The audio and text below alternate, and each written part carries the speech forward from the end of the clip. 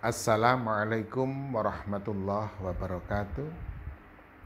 Alhamdulillahirrabbilalamin. Wa bihi nasta'in ala umuri dunya waddin. Wassalatu wassalamu ala asyrafil anbiya wal mursalin wa ala alihi wa ashabi ajmain, amma ba'du. Qala Allah ta'ala fi kitabil karim. A'udzu billahi minasyaitonir rajim. Bismillahirrahmanirrahim.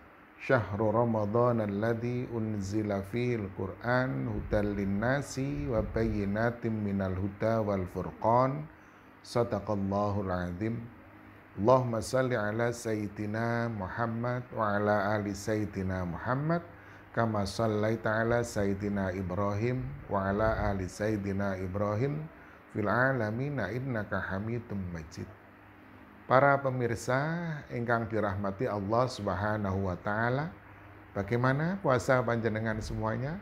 Masih lancar, sehat semuanya semoga, dan insya Allah Allah selalu melindungi dan mengabulkan dan menerima apa yang telah kita lakukan dari ibadah-ibadah wajib dan sunnah kita selama bulan Ramadan 1445 Hijriah ini.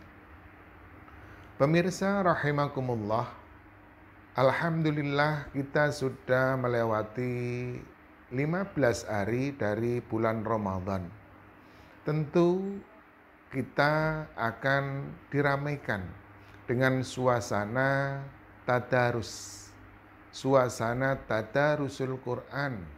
Apalagi di dalam bulan Ramadan ini ada dua momen yang sangat luar biasa yang berkaitan dengan Al-Quran. Yang pertama adalah proses atau peringatan nuzulul Quran. Nuzulu awwali suratin minal Quran, yakni suratul Alaq yang terjadi pada malam 17 Ramadan pada zaman kehidupan Rasulullah Sallallahu Alaihi Wasallam. Sementara Lailatul Qadarnya kita tidak bisa mengetahui, dan wallahu a'lam bilailatil qadar. Sebagaimana ketika Allah menurunkan Al-Quran pada tahap yang pertama, yakni minallah ila lauhil mahfud summa ila baitil izzah minas sama'id dunya. Pemirsa yang dirahmati Allah Subhanahu wa taala, sudah berapa juz bacaan Quran jenengan? Mungkin di musola, di masjid sudah ada yang hatam sampai 3-4 kali. Secara personal bagaimana? Sudah berapa juz yang sudah kita baca? Tentu kita sudah dan tahu sampai juz berapa bacaan kita saat ini. Tadarus kita, baik itu secara bersamaan di musalla atau di masjid, merupakan ajaran Kanjeng Nabi Muhammad Sallallahu Alaihi Wasallam. Begitu juga ketika kita ingin tadarus secara personal di rumah. Sehingga setelah tadarus Quran, kita baca dalam rangka mencari fadilah, keutamaan ganjaran Al-Quran. Setelah itu bagaimana kita berinteraksi dengan Al-Quran? Kaifa nata'amal ma'al Quran. Jadi Al-Quran sudah kita baca 30 juz. Al-Quran sudah kita gapai pahalanya. Tentu kita ingin di dalam keseharian kita selalu dan bisa berinteraksi dengan Al-Quran. Apa yang disebut oleh Dr. Muhammad Afiwuddin atau Gus Awis yang sekarang lagi viral dengan buku tafsir beliau, masih muda, dan beliau juga sudah menyusun banyak buku tentang ulumul Quran. Di antara salah satunya adalah kitab Mawaridul Bayan fi ulumil Quran. Ini hadiah dari beliau, dan hari ini mungkin saya ingin menyitir satu kalimat, dua kalimat dari definisi beliau yang ada di sini tentang mahwa Al-Quran. Dengan istilah mahwal Al-Quran ini kita selalu berharap berangkat dari pemahaman kita tentang Al-Quran, kita nanti mampu untuk berinteraksi, bermuamalah di dalam kehidupan dan keseharian kita. Dan kita mulai dari bulan Ramadan tahun ini. Ma huwal Qur'an? Al-Qur'an lughatan huwa al-qira'ah. Al-Qur'an istilahan huwa kalamullah.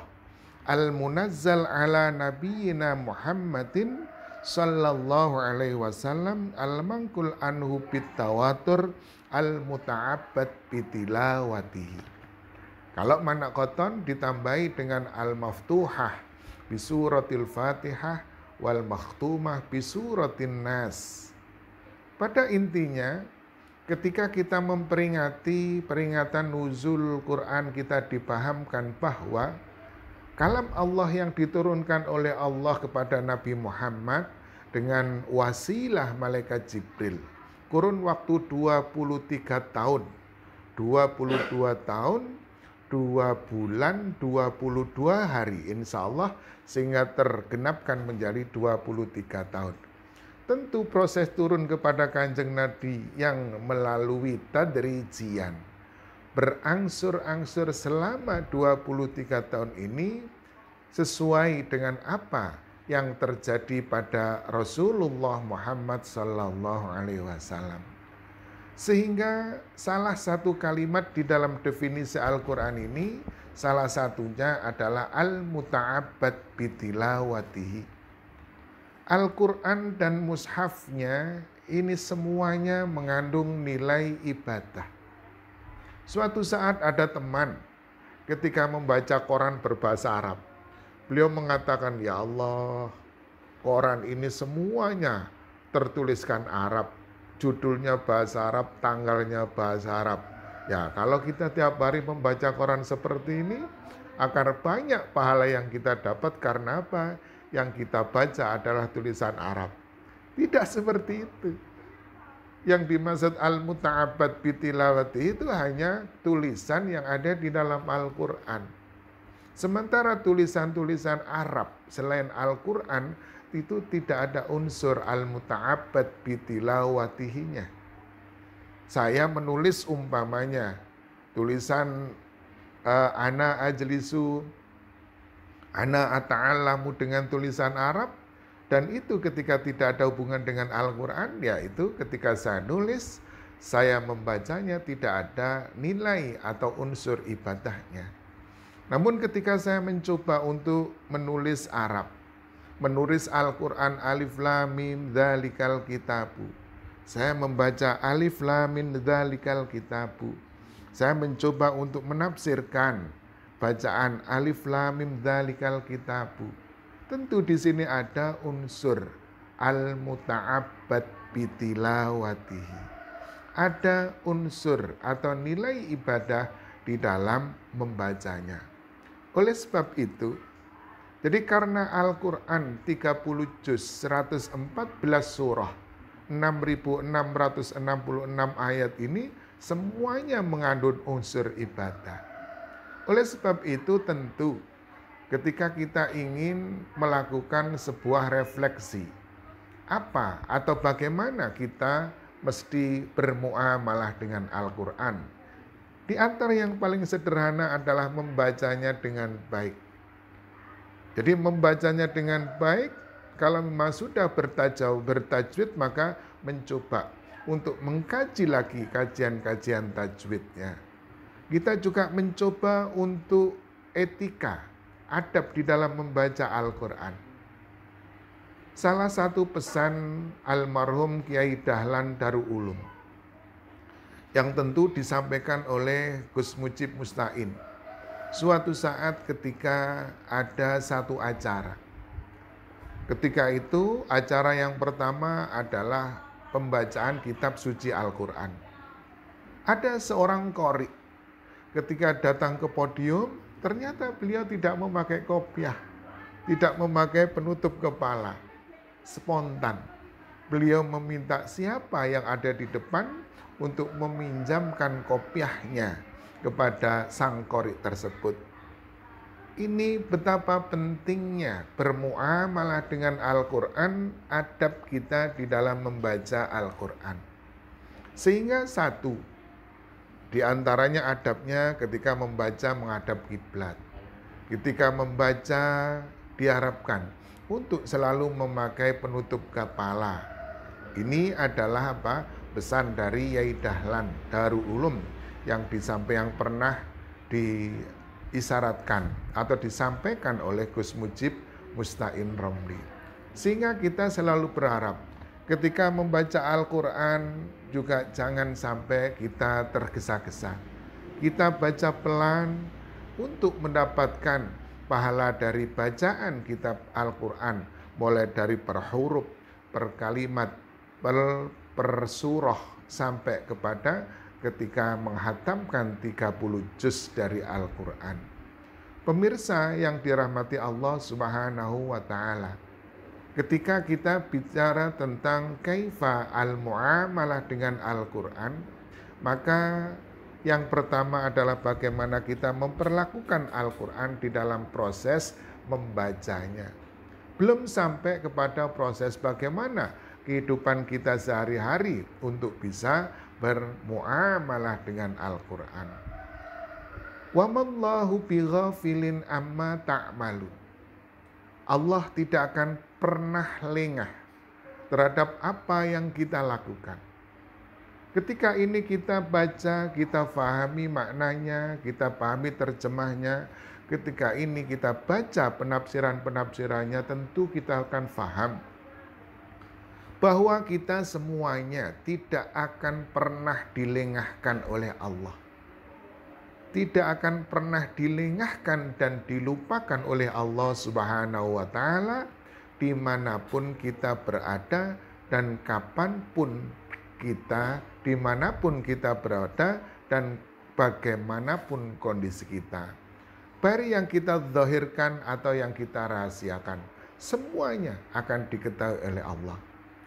Sehingga ketika kita memahami satu kutipan ayat, kita coba kita fahami, kita mencoba kita praktekkan, kita lakukan di dalam keseharian. Oh, saya lagi di pasar. Wa mallahu bighafilin amma ta'malun. Ketika kita berjualan, berinteraksi dengan pembeli dan penjual, kita tidak akan mau membohongi, tidak akan mau berkhianat, karena Allah selalu melihat kita. Ketika kita bekerja di luar kota, tentu amanah tetap kita jaga. Ketika berada jauh dari keluarga, amanah tetap kita jaga. Sehingga dengan demikian satu petik dari kalimat wa mallahu bighafilin amma ta'malun yang diulang-ulang di dalam Al-Quran, kita bisa meresapkan di dalam dada dan mengimplementasikan di dalam kehidupan kita sehari-hari. Para pemirsa yang dirahmati Allah Subhanahu wa Ta'ala, semoga peringatan nuzulul Quran, usaha kita untuk mencapai dan menggapai Lailatul Qadar di tahun Ramadan 1445 Hijriah ini, tentu yang kita harapkan adalah kita mendapat pahala dari Allah Subhanahu wa Ta'ala, dan kita juga mendapatkan pengaruh di dalam kehidupan kita sehari-hari, sehingga ketakwaan kita pada tahun ini jauh lebih baik dari tahun-tahun sebelumnya. Dan semoga puasa kita pada tahun 1445 Hijriah ini jauh lebih baik dan lebih berkah dari tahun-tahun sebelumnya. Terima kasih, semoga semuanya selalu sehat walafiat dan selalu mendapatkan barokah lindungan dari Allah Subhanahu wa Ta'ala. Allahumma innaka afun karim tuhibbul afwa fa'fu anna, ya Allah ya Karim. Wallahul muwafiq ila aqwamit thariq. Wassalamualaikum warahmatullahi wabarakatuh.